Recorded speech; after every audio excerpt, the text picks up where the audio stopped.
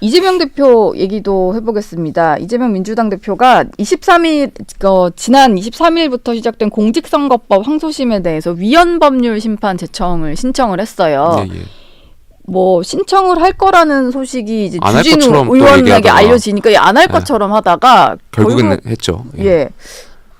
왜 안 할 것처럼 하다가 기어이 했을까요? 지연 전략이라고 보시나요? 그렇게 볼 수밖에 없죠. 과거에도 이재명 대표께서 위헌법률 심판을 했던 적이 있잖아요. 예. 그래서 재판 지연 전략이 실제로 통했던 적이 있고, 근데 실제적으로 그 법안이 이미 판단이 끝난 적이 있었고, 네. 그렇기 때문에 받아들여질 이유는 없다라고 저는 개인적으로 생각하는데, 재판부에서 그쵸. 예, 아무래도 어쨌든 이재명 대표 입장에서는 지푸라기라도 잡고 싶은 심정으로 최대한 재판을 밀어보고 싶은 심정으로 신청했던 거 아닌가 생각이 들고요.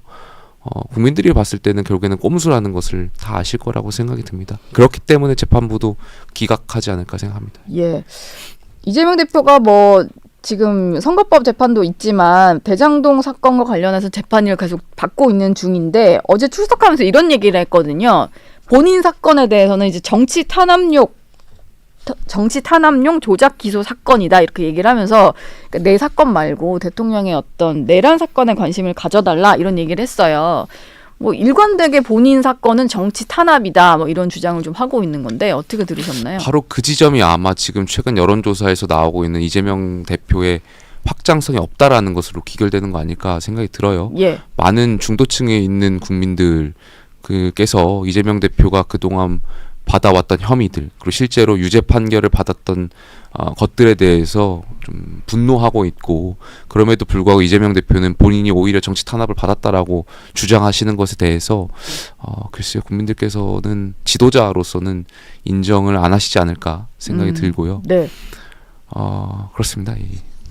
지도자로서는 좀 인정받기 어려운 길을 계속 가고 있다. 탄압이라는 것은 예. 보통 소수자 약자분들이 받는 건데, 실제로 지난 윤석열 정부였지만 많은 국민들은 이재명 정부인 건가 싶을 정도로 네. 다수당의 횡포를 많이 보여주셨잖아요. 그리고 탄압받을 위치에 계신 분도 아니고, 예. 입법부를 장악하고 심지어 그런 소수, 그러니까 이른바 이제 극성 지지층들, 개딸이라고 부르는 분들을 통해서 당을 장악하고 입법부를 장악하고 행정부, 사법부까지 장악하고, 그리고 결국에는 뭐 가짜 뉴스를 이야기하면서 카톡 검열이라든지 아니면 감시 사회를 만들고 있는 것들, 그러니까 언론까지 통제하려고 하는 이런 행위들, 그러니까 소수자나 약자가 아니시잖아요. 그래서 탄압이라는 것 자체가 성립이 안 된다라는 것을 국민들께서 아실 것 같습니다. 예.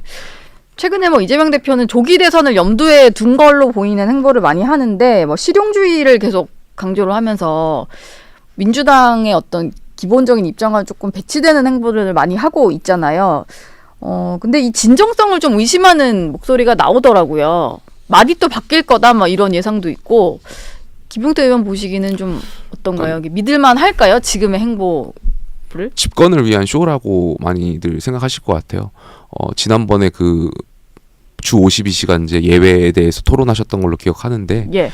그 행보에 진정성이 있다면 집권 여당으로서는 당연히 진지한 토론과 대화를 이어갈 텐데, 이재명 대표의 진정성이 없다라는 것은 여러 차례 저희가 증명을 받아왔고, 예. 그리고 그게 이제 정치와 정책은 분리해야 되는데 정책적인 진정성보다는 정치 쇼로 읽혀지기 때문에 많은 국민들께서 다 판단하고 계실 거라고 생각합니다. 실제로 이재명 대표가 주 52시간제에 대해서 지난해인가요?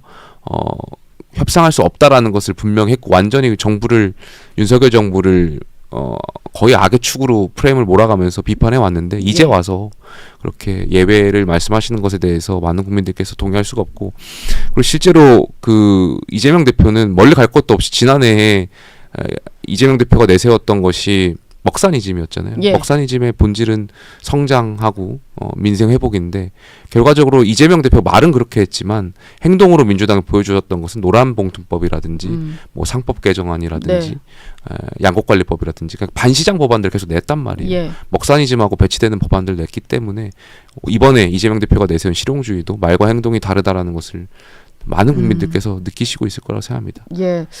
그리고 민주당이 그동안은 뭐 카톡 검열 논란 이후에 조금 그래도 뭔가 이제 더 여당이나 여권을 압박하는 거 좀 자제하는 모습이었는데 이번에는 뭐 김건희 특검법, 명태균 특검법을 다시 추진하겠다 이런 얘기도 하고요. 그리고 최상목 권한대행에 대해서도 뭐 비상한 결단 얘기를 하면서 탄핵을 좀 시사하는 발언들이 좀 나오고 있는데 다시 좀 이렇게 공세를 재개하는 이유가 있을까요? 이게 좀 여론이 이것 때문에 등을 좀 돌렸다는 평가가 있었잖아요. 근데 네. 다시 조금 수위를 높이는 것 같아요.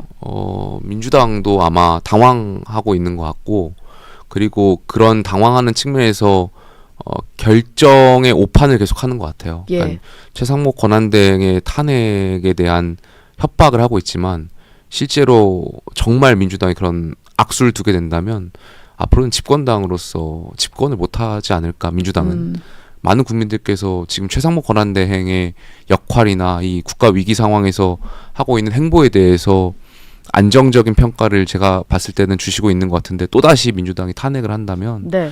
경제 위기라든지 외교라든지 이런 위기를 자충 불러오를 수 있다는 거에서 집권할 수 있는 세력을 보지 않을 것 같습니다. 예. 좀 악수를 또 두고 있다 뭐 이런 생각도 약간 드는데 어제 있었던 선거 얘기를 또 하나 해볼까 하는데요. 문재인 정부 당시 청와대에서 울산시장 선거 개입 의혹 사건으로 1심에서는 황운하 조국혁신당 의원이 유죄가 선고가 됐었어요. 그래서 2심은 좀 그게 유지가 될지가 관심이었는데 무죄가 선고가 됐습니다.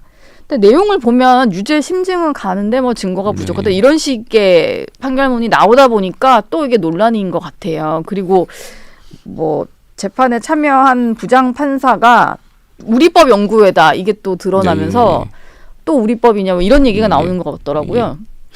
뭐 당사자분들이야 억울할 수도 있고, 또 말씀하셨던 것처럼 유죄의 심증이라는 표현이 있었는데 결과적으로 증거가 부족하다라는 이유로 이제 무죄가 나오다 보니까 예. 억울해하실 수는 있는데, 다만 저희가 경계해야 될 것이 재판관에 대한, 판사에 대한 판결에 대해서는 저희가 또 불복할 수는 없고, 그걸 당연히 절차적으로 지켜주는 것이 네. 법치주의고 또 보수주의 한 축이기 때문에 거기에 대해서는 제가 따로 말씀드리지 않겠습니다. 지금 당에서는 계속 우리법 연구회 소속의 어떤 헌법재판관들이라든지 뭐 그런 편향성을 좀 지적을 하잖아요. 예. 김용태 의원은 거기에 대해서는 조금 뭐 동의. 물론 이제 편향성에 대해서는 지적은 할 수 있는데, 제가 말씀드리는 것은 재판 결과에 재판 대해서. 결과에 대해서는 그래도 저희가 승복하고 또 3심 대법원 판단이 남아 있기 때문에 예.